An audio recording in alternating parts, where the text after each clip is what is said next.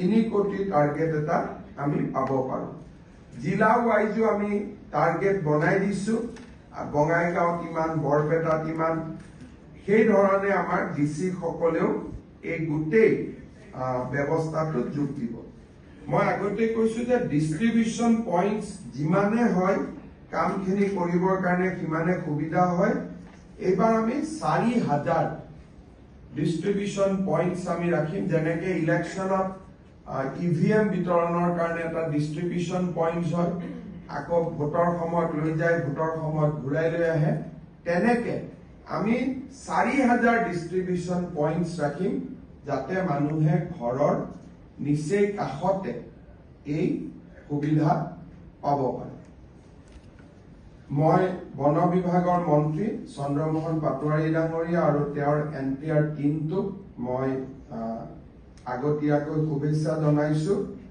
অসমে এটা নতুন গোটেই দেশকে এটা নতুন পথ দেখুৱাবৰ বাবে চেষ্টা কৰিছে মই অমৃত বৃক্ষ আন্দোলনৰ দ্বিতীয় সংস্কৰণৰ সফলতা কামনা কৰিছো সাংবাদিক বন্ধু বান্ধৱীসকলৰ যদি কিবা প্ৰশ্ন আছে মই প্ৰশ্নৰ উত্তৰ দিব মানুহৰ মনত এটা নিজে এটা যে এই গছ পুলি কেডাল আমি ডাঙৰ কৰিলে ভৱিষ্যতে ইয়াৰ পৰা আমি এটা বাণিজ্যিক মূল্য পাম আৰু সেই কাৰণে আমি অগৰৰ দৰে যিবিলাক গছৰ এটা বাণিজ্যিক মূল্য আছে তেনেকুৱা ধৰণৰ গছ পুলিও আমি ৰোপণ কৰিছিলো আৰু তাৰ লগত হাল সেগুন এই ধৰণৰ গছ পুলি আমি দিছিলো যাতে এটা নিৰ্দিষ্ট সময়ৰ পিছত ৰাইজে সেই গছ পুলি কেটি ব্যৱসায়িকভাৱে ব্যৱহাৰ কৰিব পাৰে ব্যৱসায়িক মূল্য থকা কাৰণে আৰু পৰিবেশৰ ওপৰত এটা বহল যেটো কব গলে আমি বৰ্তমানৰ যিবিলাক প্ৰত্যাহ্বান তাৰ প্ৰতি থকা বহল সজাগতাৰ কাৰণে হওক বা গছৰ প্ৰতি মানুহৰ যেটো সহজাত মৰম যেটো এটা সহজাত প্ৰবৃত্তিৰ দৰে গছৰ প্ৰতি মৰম মানুহ আৰু গছৰ সম্পৰ্ক সৃষ্টিৰ আৰম্ভণিৰ পৰা সেই কাৰণে আমি 90% গছ পুলি বচাবলৈ সক্ষম হৈছিল যোৱাবাৰ অমৃত বৃক্ষ আন্দোলন আমি এটা কম সময়ৰ পৰিকল্পনাত আৰম্ভ কৰিছিলো সেই কাৰণে বহুখিনি গছ পুলি আমি প্ৰাইভেট নাৰ্সাৰীৰ পৰা নিবিদাৰ জৰিয়তে আমি কিনিবলগীয়া হৈছিল যোৱাবাৰ 17 সেপ্টেম্বৰ অকল এটা দিনতে আমি গছ পুলি ৰোৱা কাৰণে এটা সময়ত আমাৰ সাৰ্ভাৰ যি পোৰ্টেলত আমি গছ পুলি ৰোৱা ফটো দিও সেইটো ক্ৰ্যাশ হৈ গৈছিল তাৰ কাৰণে আমি কিছু এটা সংখ্যাৰ মাজেৰেও কিছু সময় আমি পাৰ কৰিব লাগিছিল যেতিয়ালৈকে আমি সাৰ্ভাৰটো আকৌ এবাৰ ফিক্স কৰি নিদিও ডিস্ট্ৰিবিউশন পইণ্ট কম হোৱাৰ কাৰণে মানুহৰ যেটো গছ পুলি কোনোবা এটা স্থানৰ পৰা আন এটা স্থানলৈ লৈ যাওঁতে কিছু কষ্টৰো সন্মুখীন হৈছিল আমি আমাৰ সৰকাৰখনৰ এটা বিশেষত্ব হল যে আমি পুৰণা অভিজ্ঞতাৰ পৰা শিকিবৰ বাবে যত্ন কৰো অমৃত বৃক্ষ আন্দোলনৰ প্ৰথম সংস্কৰণটো যিখিনি আমাৰ ষ্ট্ৰেংথ আৰু উইকনেস আমি দেখা পালো তাৰ পৰা আমি যোৱা বছৰটোত শিকিলো আৰু কেইটামান আমি নতুন বিষয় ইয়াত সন্নিবিষ্ট কৰিলো প্ৰথম আমি সিদ্ধান্ত লৈছিলো যে এই বছৰ আমি গছ পুলি ব্যক্তিগতভাৱে নিকিনো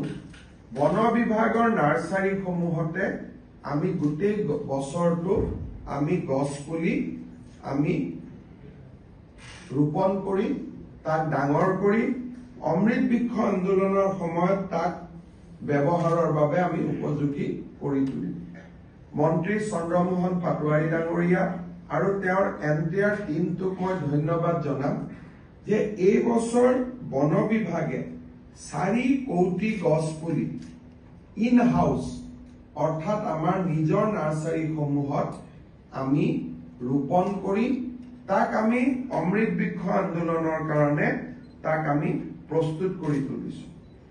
ইয়াৰ উপৰিও ফৰেষ্টৰ যিটো দৈনন্দিন যিটো প্লান্টেশ্যন হয় তাৰ কাৰণেও আমি অতিৰিক্তকৈ আৰু আমি চেপলিংছ বা পুলি আমি ডাঙৰ কৰিছো, যিখিনি ফৰেষ্ট নাৰ্চাৰীৰ পৰা ফৰেষ্টতে ৰূপায়ণ হ'ব।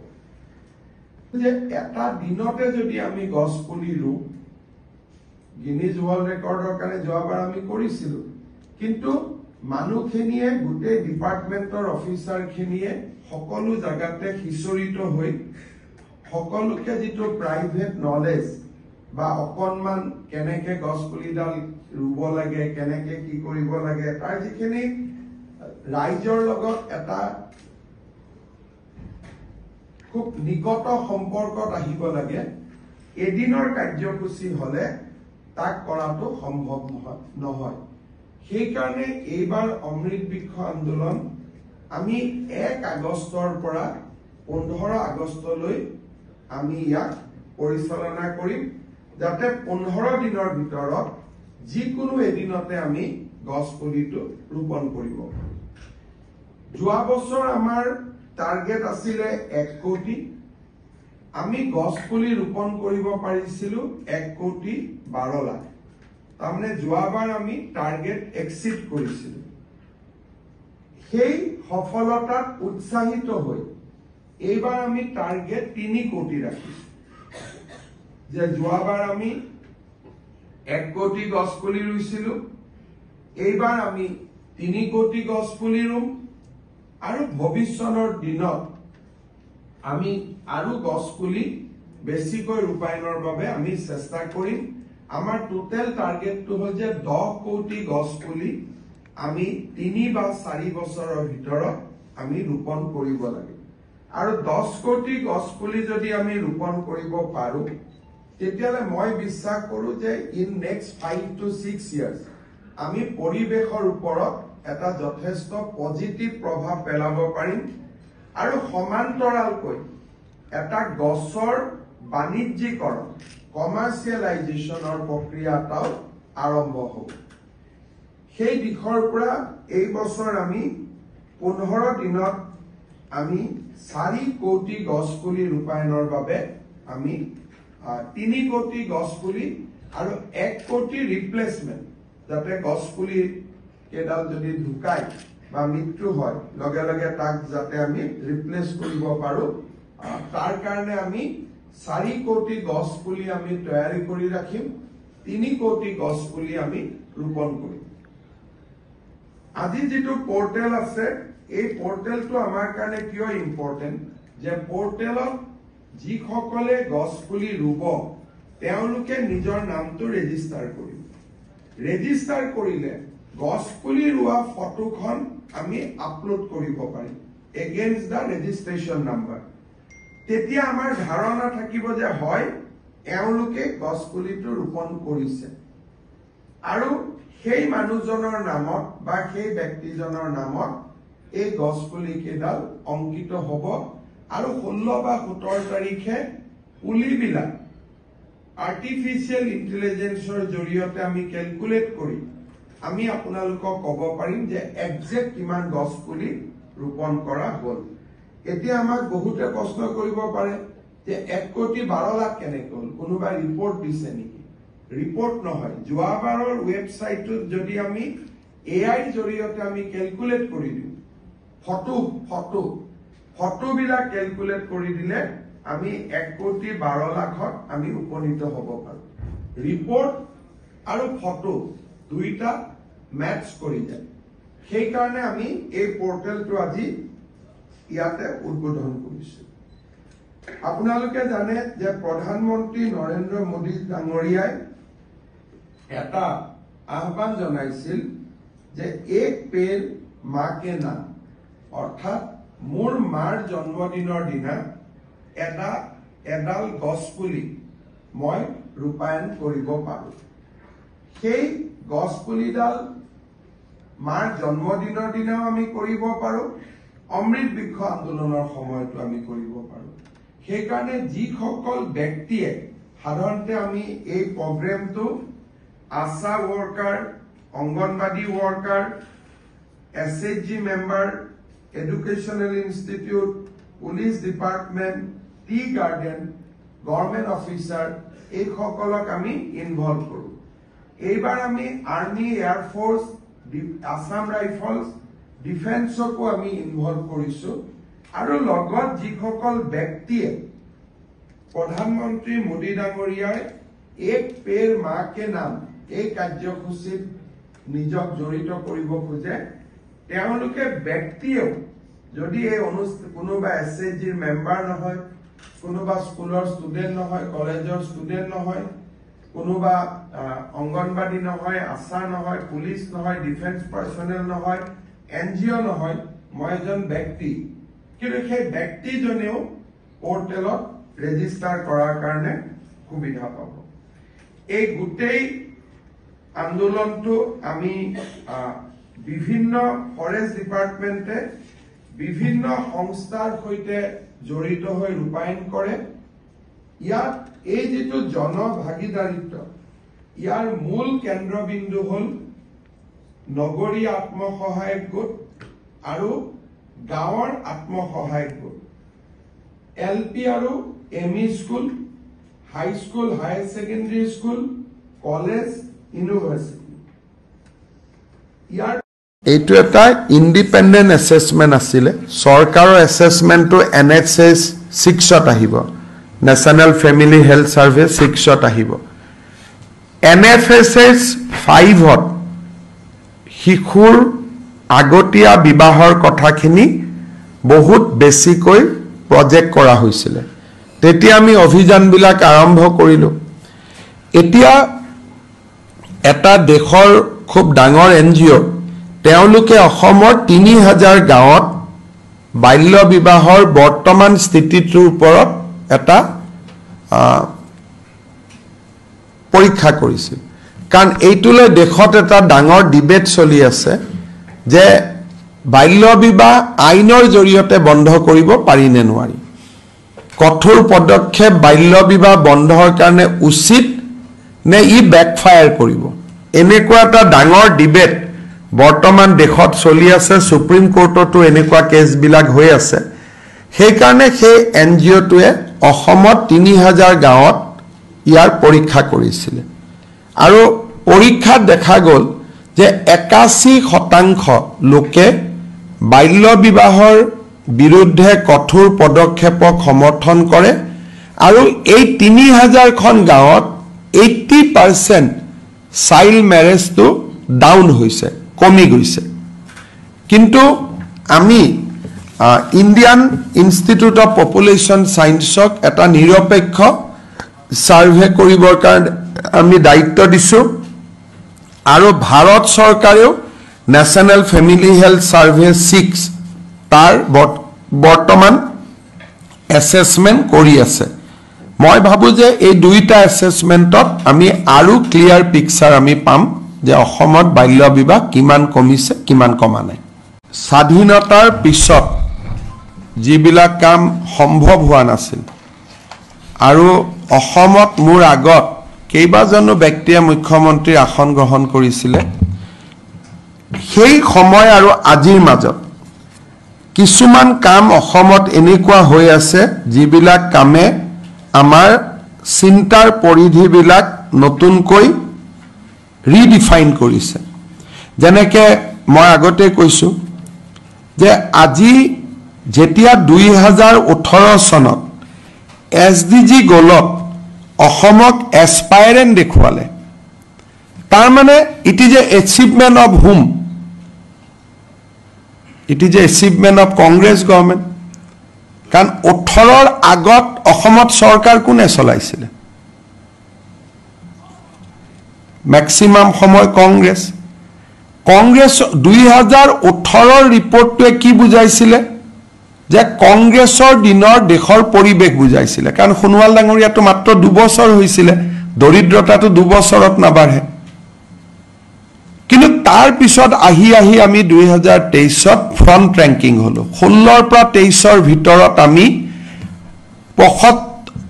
18 আগত স্বাধীন হোৱাৰ সময়টো আপোনালোকে ক্যালকুলেট কৰক 60-62 বছৰৰ অভিশাপৰ পৰা আমি অসমক মুক্ত কৰিলো চৰাইদেউ ঐতিহ্য ক্ষেত্ৰ হ'ব লাগে সকলো মুখ্যমন্ত্ৰীয়ে কৈ আছিল কিন্তু আজি মই ক'ব পাৰো যে আমাৰ কাৰ্যকালত ই বাস্তৱায়িত হ'ব গৈ আছে অকল মোদী ডাঙৰীয়াৰ প্ৰচেষ্টাৰ কাৰণে যে তেওঁ ইণ্ডিয়াৰ পৰা ই সিঙ্গল নমিনেশন কৰিলে সাৰনাথক গুচাই থৈ তেওঁ চৰাইদেউক আগুৱাই দিলে There was two proposals, Sarnath and Saraidew. তেওঁ সাৰনাথক পিছত থৈ চৰাইদেউক নমিনেট কৰি দিলে ইণ্ডিয়া এবাৰ ইউনেস্কোৰ অধ্যক্ষ Gajen Singh Shekhawat will preside over the UNESCO meeting. India is chairperson.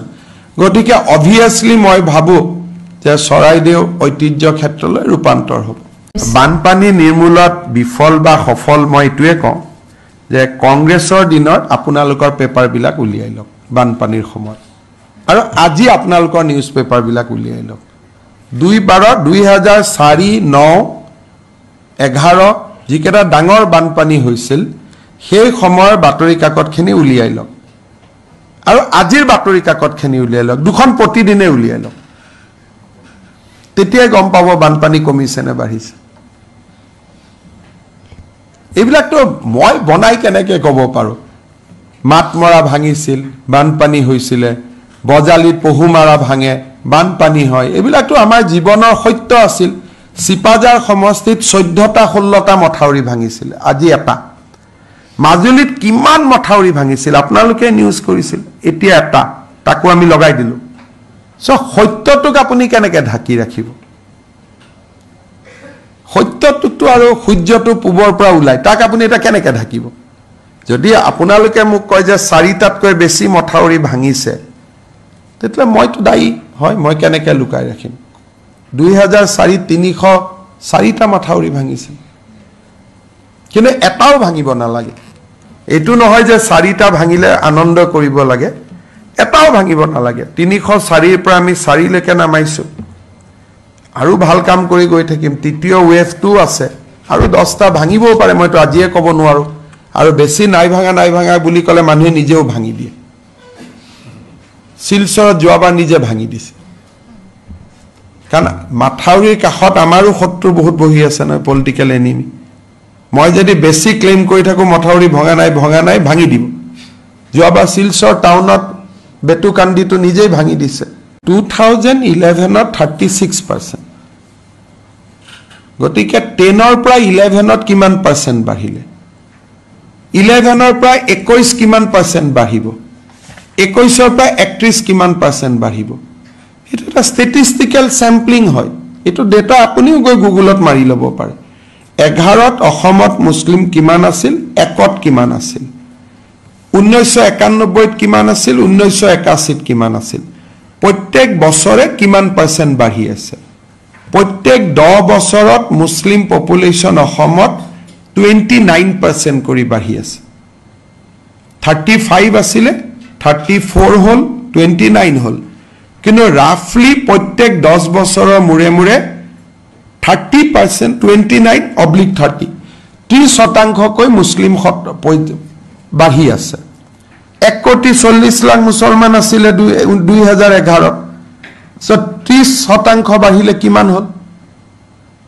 Next 30% বাঢ়িলে কিমান হল হিন্দু বাঢ়িছে 16% গতিকে প্ৰত্যেক 10 বছৰত ইন কম্পেয়াৰ টু মুসলিম হিন্দু মুসলিম 16% বাঢ়ে গতিকে 16% হলে কিমান হ'ব 1,40,00,000 আছে 16% হলে 22 লাখ প্ৰত্যেক 10 বছৰৰ মূৰত 22 লাখ মুসলিম অসমত বাঢ়ে গতিকে 2011ৰ পৰা 21ত 22 লাখ বাঢ়িলে 21ৰ পৰা 31ত 22 লাখ 31ৰ পৰা 41ত 22 lakh then they become majority এটো এটা পৰিসংখ্যা যেটো মই কোৱা কাৰণে হিমন্ত বিশ্ব শৰ্মাই কৈছে এনুকা লাগি আছে মই কোৱা নাই ইন্ডিয়ান সেন্সাসে কৈ আছে এটো মূৰ কোৱা তথ্য নহয় এটো গতিকে আপোনালোকেও যদি যি কোনো কুল মাইন্ড লৈ কম্পিউটাৰটোত বহি লয় আৰু এটো এবিলাক পাবলিশ ডাটা হিন্দু কিমান, মুছলিম কিমান, খ্ৰীষ্টিয়ান কিমান, বৌদ্ধ কিমান, জৈন কিমান, দিজ আৰ পাব্লিছ ডাটা, প্ৰকাশিত পৰিসংখ্যা হয়। ইয়াত মই বনাবলগীয়া একো নাই, মোৰ ডাটা নহয় এইটো, এইটো অসমৰ বাস্তৱ যে 2041 চনত অসম এখন মুছলিম মেজৰিটি ষ্টেট হ'ব। সেইটোত কোনো না আপুনি ৰাখিব পাৰে না মই ৰাখিব পাৰোঁ।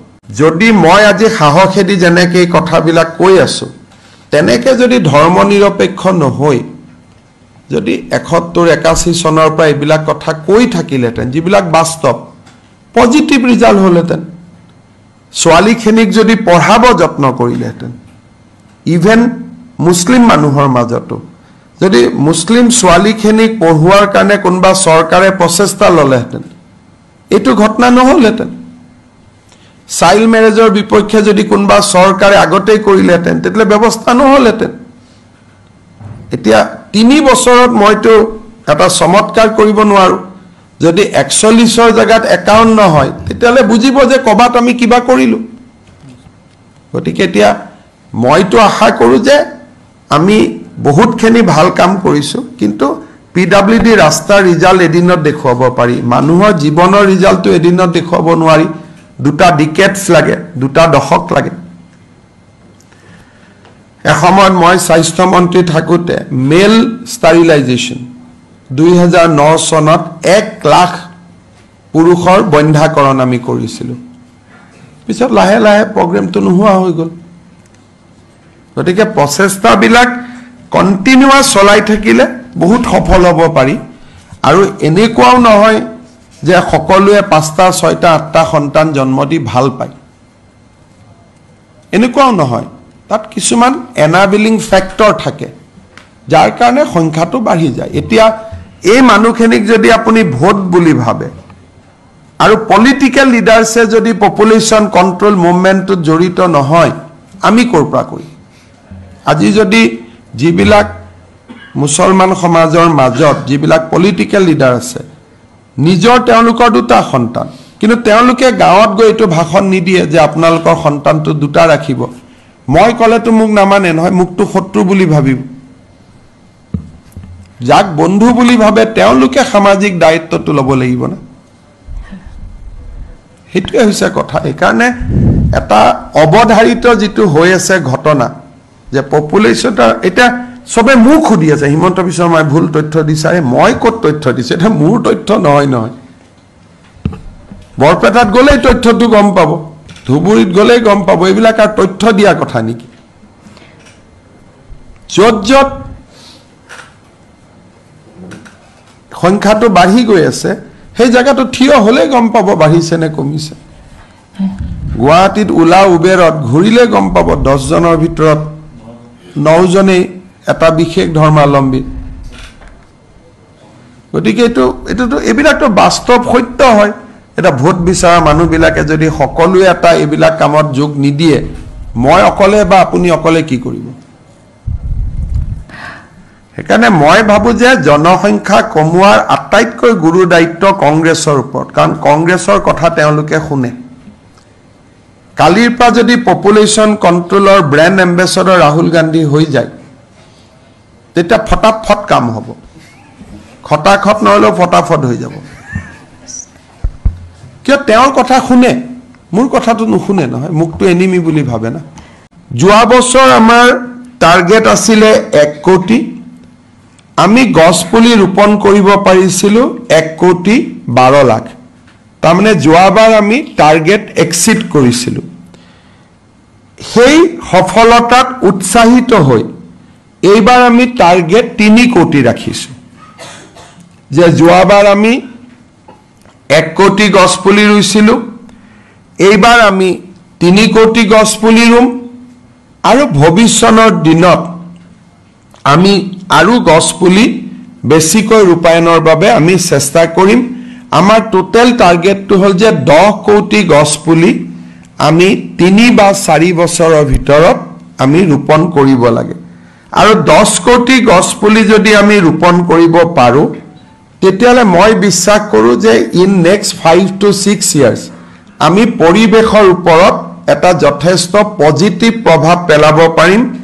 আৰু সমান্তৰালকৈ এটা গছৰ বাণিজ্যিকৰণ কমাৰ্চিয়েলাইজেশ্যনৰ প্ৰক্ৰিয়া এটাও আৰম্ভ হ'ব সেই দিশৰ পৰা এই বছৰ আমি 15 দিনত আমি 4 কোটি গছ পুলি ৰূপায়ণৰ বাবে আমি 3 কোটি গছ পুলি আৰু 1 কোটি ৰিপ্লেসমেন্ট যাতে গছ পুলি কেডাল যদি ঢুকাই বা মৃত্যু হয় লগে লগে তাক যাতে আমি ৰিপ্লেস কৰিব পাৰো তাৰ কাৰণে আমি 4 কোটি গছ পুলি আমি তৈয়াৰী কৰি ৰাখিম 3 কোটি গছ পুলি আমি ৰোপণ কৰিম Mr. Chief Minister, is the state government also surveying barren and enclosed land which has been freed for social forestry measures? We are doing it like Kaziranga, Bura Sapori we have evicted.